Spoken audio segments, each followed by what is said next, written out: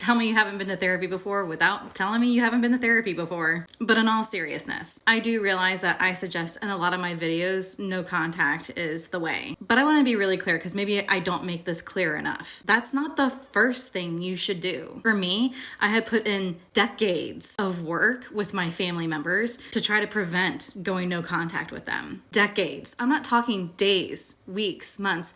I am literally talking decades. Now, I'm not saying that everybody should wait decades before you decide to go no contact, but you do need to realize at some point that if this is a one-sided effort, that you need to put on your oxygen mask first before you deal with other people. If you are surrounded by toxic and narcissistic people who consistently refuse to take any level of accountability, who blame you for everything, who blow up every special event that you ever have, who make you feel terrible about yourself, who are constantly playing the victim, who are constantly controlling you, constantly manipulating you, constantly demeaning you, constantly cutting you down, why should it be my goal to restore a relationship with those people and to heal those relationships? At what point does it become their responsibility? Because I have done a lot in that area. But let me show the entire back and forth here. Pause to read.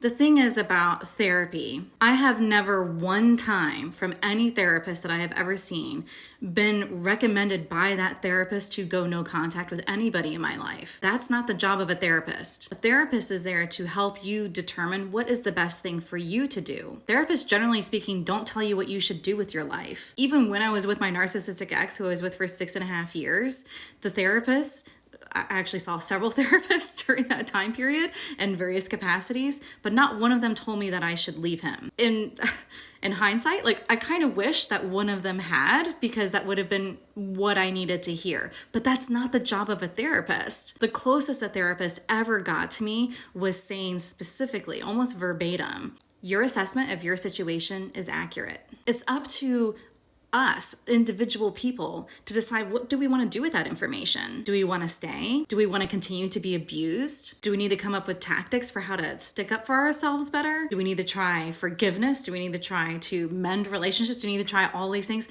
And believe you me, we usually try literally thousands of things before we're like, you know what? Nothing's gonna work. No contact is always the last option. And implying that going no contact is the easy option is insanity to me. It is not easy to be no contact, particularly with family members, when holidays come around, when birthdays come around, when weddings come around, when funerals come around. Are you kidding me? It is not easy. Not to mention the mental anguish and the grief that you go through of losing out on these relationships that you think that you deserved to have had, but you know that you will never have. That's not easy. On what planet is that easy? I think anyone who's no contact with anybody in their life wishes so very, very, very deeply that those relationships would be healed and that they would be better. And we've spent so much time trying to put that oxygen mask on that other person. And now we've decided, oh, I need to put the oxygen mask on my own face first.